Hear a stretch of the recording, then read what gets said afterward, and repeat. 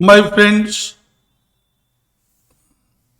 ये मेरा video subscription क्योंकि सबसे ज्यादा जला कर रख देता है। इसको सिंप्लीफाई फॉर्म में करने के लिए आपको कुछ नहीं करना। देखिए, जैसा कि मैंने बताया था, सब्सक्रिप्शन का मतलब होता है अंशदान।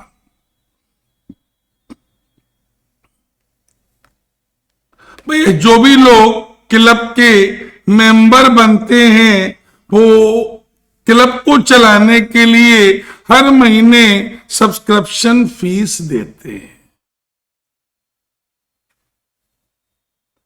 अब हम लोग यहां पर सब्सक्रिप्शन की जब कैलकुलेशन करेंगे तो वो दो चीजों के लिए करते हैं।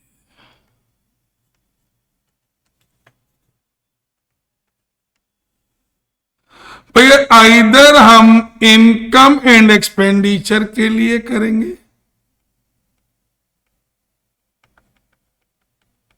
जब इनकम एंड एक्सपेंडिचर के लिए करेंगे तो हमें चाहिए होगा सब्सक्रिप्शन ड्यू इन करेंट ईयर। जब हम रिसीप्ट एंड पेमेंट के लिए करेंगे तो हमें चाहिए होगा subscription received during the year. एक ही फार्मूले से काम चल जाएगा, 10 फार्मूले याद रखने की जरूरत नहीं है। फिर सबसे पहले तो ये बताइए, सब्सक्रिप्शन हमारी होने वाली इनकम है। भैया, अगर हमारी पिछले साल में कोई इनकम ड्यू थी लेकिन नहीं मिल पाई थी, तो बेटा ये बताइए, जो पिछले साल की इनकम ड्यू थी नहीं मिल पाई थी, इसका मतलब है वो पिछले ईयर की बैलेंस शीट में दिखाई गई होगी। जो पिछले साल की बैलेंस शीट तो करेंट ईयर की ओपनिंग बैलेंस शीट बन जाएगी कि नहीं। तो इसका मतलब है, अगर इनकम कोई ड्यू है, अगर वो लास्ट ईयर में ड्यू थी तो लास्ट ईयर की बैलेंस शीट में आएगी, और करेंट ईयर में ड्यू है तो वो करेंट ईयर की बैलेंस शीट में आएगी।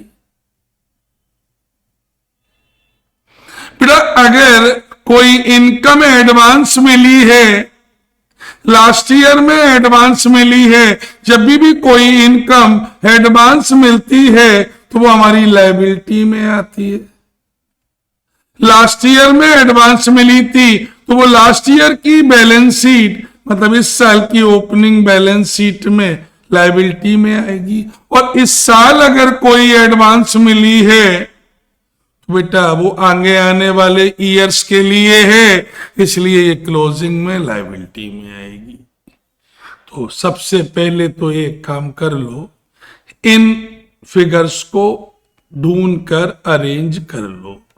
लास्ट ईयर का सब्सक्रिप्शन ड्यू, करेंट ईयर का सब्सक्रिप्शन ड्यू, भैया लास्ट ईयर का एडवांस और करेंट ईयर में एडवांस। लास्ट ईयर में एडवांस और ये करेंट ईयर में एडवांस। लास्ट ईयर में एडवांस मिला होगा तो वो इस साल के लिए होगा, और इस साल जो एडवांस मिल रहा है वो आगे आने वाले ईयर्स के लिए होगा। इज इट क्लियर बेटा? बेटा, ये बताइए, ये जो लास्ट ईयर में ड्यू है, अब इस पर दो बातें हो जाएंगी। लास्ट ईयर में मिलना था लेकिन नहीं मिल पाए, तो हो सकता है कि फुल करेंट ईयर में मिले, हो सकता है उसमें से फुल ना रिकवर हो पाए, कुछ पार्ट ही रिकवर हो। अगर कुछ ना लिखा हो कि इसमें से करेंट ईयर में हमें कितना पैसा मिल गया है, तो हम यही तो मान लेंगे कि भैया पूरा का पूरा मिल गया है। अगर पार्ट मिला है तो आपको बताना पड़ेगा, क्वेश्चन में बताया गया होगा। अब हम यहां निकाल रहे हैं किसके लिए? इनकम एंड एक्सपेंडिचर के लिए।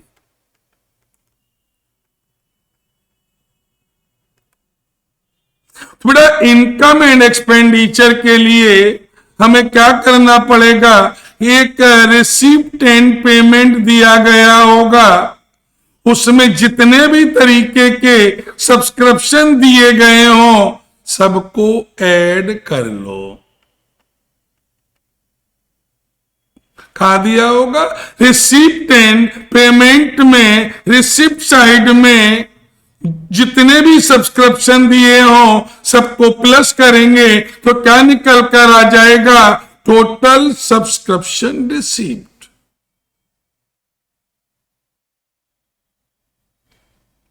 हमने लिख दिया। अब बेटा अब हम दिमाग थोड़ा सा कम लगाएंगे। बेटा अब हमने ये कहा ये जो बैलेंस शीट में यहां दिया गया है, ये क्या है? Outstanding of the current year. मतलब जो करेंट ईयर में मिलने वाला था हमें अभी तक मिला नहीं है, तो हमारी इनकम है, ड्यू हो गई है, मिलनी चाहिए थी, नहीं मिली तो हम छोड़ तो नहीं देंगे, उसको इनकम रिकॉग्नाइज करेंगे कि नहीं करेंगे? बेटा अब ये बताइए ये जो लास्ट ईयर में हमें ये जो मिला था ये किस साल के लिए था? ये जो लास्ट ईयर में हमें मिला था वो तो बेटा इसी साल के लिए रहा होगा, तो हमने दूसरा फिर ऐड कर दिया, एडवांस ऑफ लास्ट ईयर। तो हमने सबसे पहले टोटल सब्सक्रिप्शन रिसीव्ड में ऐड किया आउटस्टैंडिंग ऑफ करेंट ईयर, फिर ऐड किया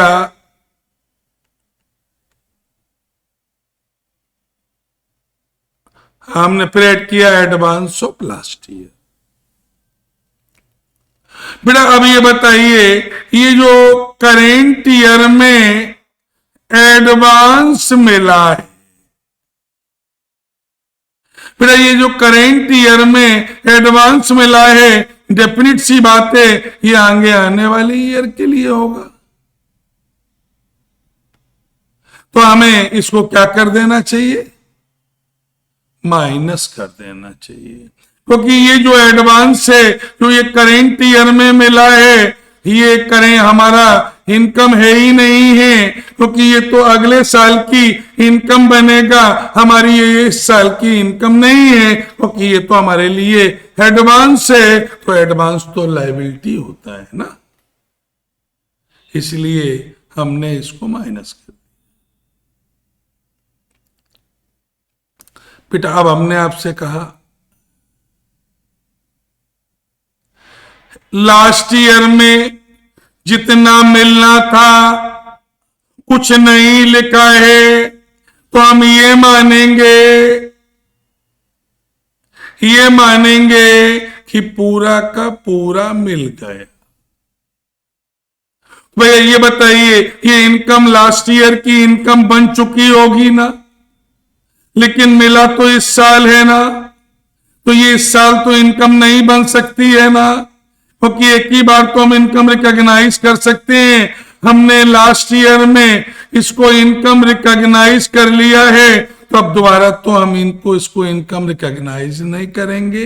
तो outstanding of the last year but received in the current year, तो बेटा इसको हम क्या कर दें? माइनस कर दें। बेटा अब यहां ध्यान देने वाली बात है, बेटा हमने ये कहा outstanding of the last year, but received in the current year. अगर कुछ नहीं बोला है तो हम ये एज्यूम कर लेते हैं कि पूरा का पूरा मिल गया है, और अगर लिखा है कि नहीं कुछ कम मिला है तो जितना लिखा है हम उतना ही एज्यूम कर लेते। Is it clear? Is it clear? अब यहां पर दो बातें आपकी बेटा, तो आप इन्हें इसमें ये 2 प्लस किए 2 माइनस किए तो क्या निकल कर आ जाएगा कि करेंट ईयर में इनकम एंड एक्सपेंडिचर में हमें कितना इनकम दिखाना चाहिए। Is it clear? मतलब करेंट ईयर में हमें कितना सब्सक्रिप्शन मिलना चाहिए, मतलब करेंट ईयर की हमारी सब्सक्रिप्शन के नाम से कितनी इनकम होनी चाहिए थी।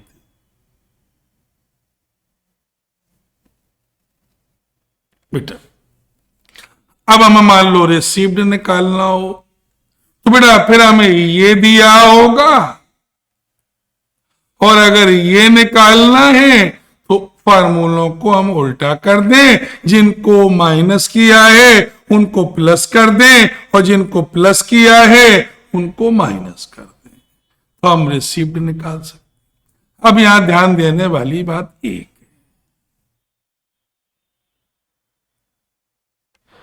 एक होता है फॉर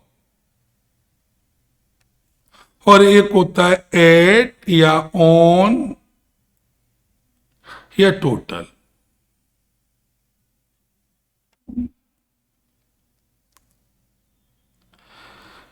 बेटा ये समस्या बड़ी तगड़ी आई।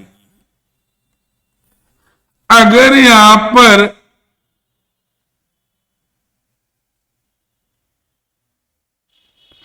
एट लिखा है या ऑन लिखा है या टोटल लिखा है तो इसका मतलब हुआ इसमें 2 तरीके के अमाउंट जुड़े होंगे। एक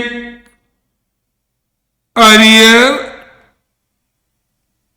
of last year and current year. जैसे आपको हमने बात समझाई, यहां पर एक अमाउंट दिया है 120, यहां पर एक अमाउंट दिया है 100, यहां पर एक अमाउंट दिया है 70, यहां पर एक अमाउंट दिया है 50। अब हमने आपके सामने एक फिगर एज्यूम कर ली।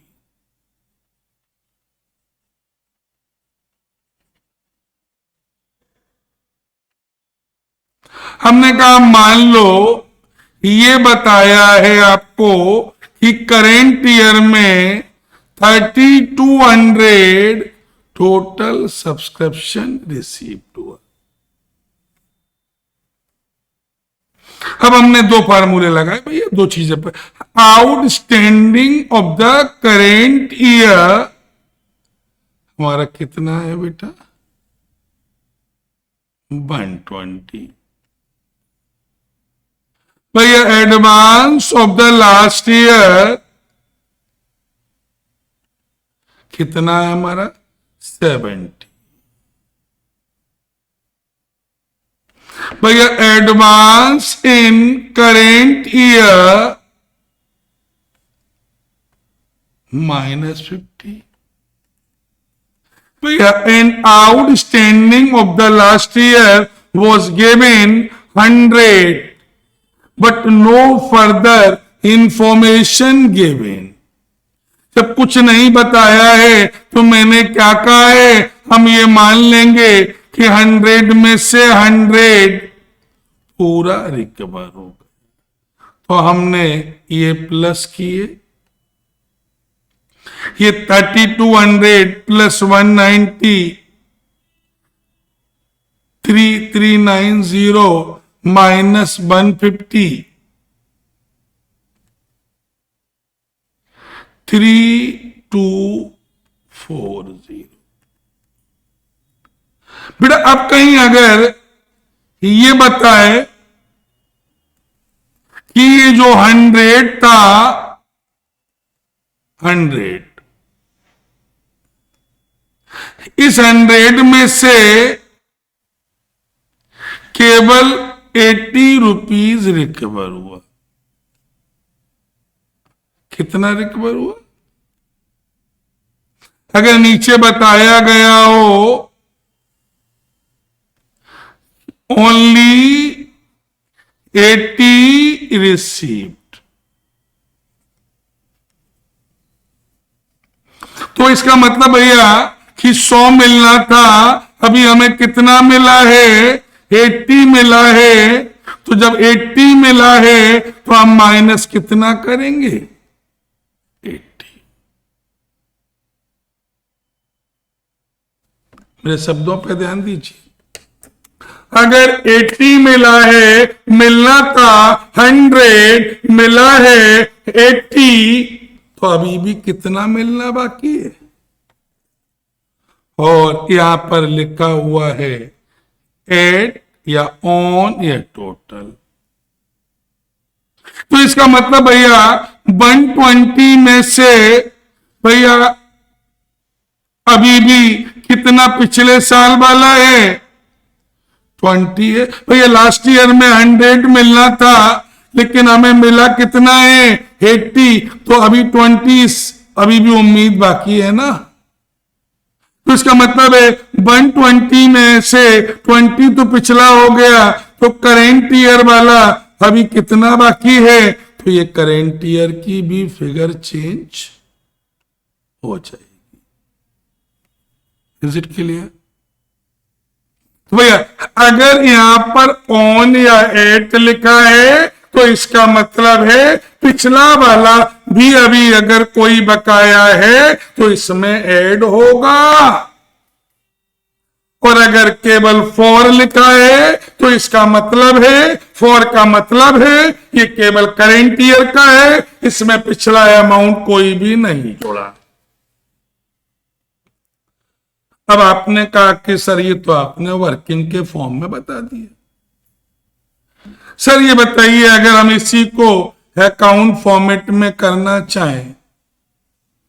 बेटा मैं ये 28 ईयर एक्सपीरियंस दे रहा हूं, अगर आप समझने की कोशिश करें, केवल ये सुन के नहीं समझा जा सकता। पेन, कैलकुलेटर, कॉपी मेरे साथ साथ चलाएंगे तो मैं आपको सिखाने में सफल हो जाऊं।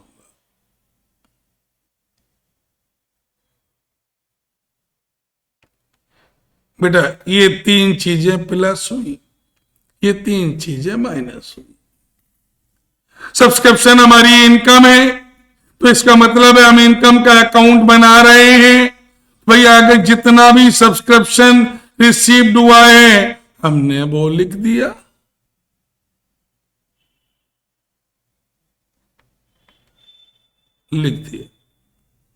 भैया अब हमने कहा, फिर हमने ऐड किया है outstanding of the current year, हमने उसको भी लिख दिया, क्योंकि इनकम है मिलेगी आज नहीं तो कल।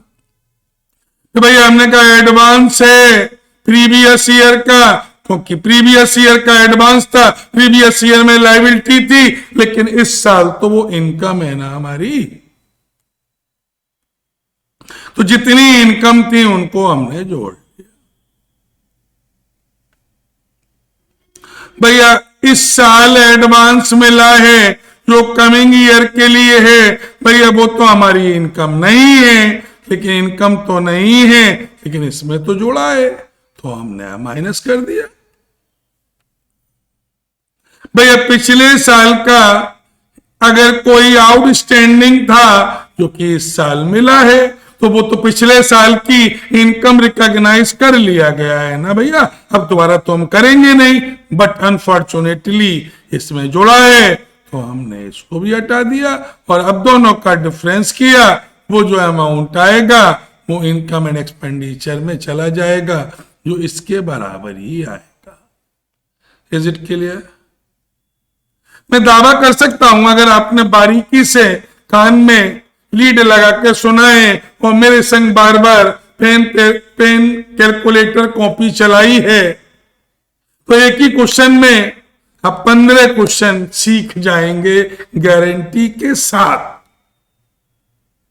ओके ओके, तो फिर सुन लीजिए भैया, लोगों को बताइए, मेरे मैटर को आगे बढ़ाइए, अच्छा लगे तो और भी लोगों को दिखाइए, क्योंकि शक्कर भला होगा भला। Is it clear? अब हमने आपसे बात किया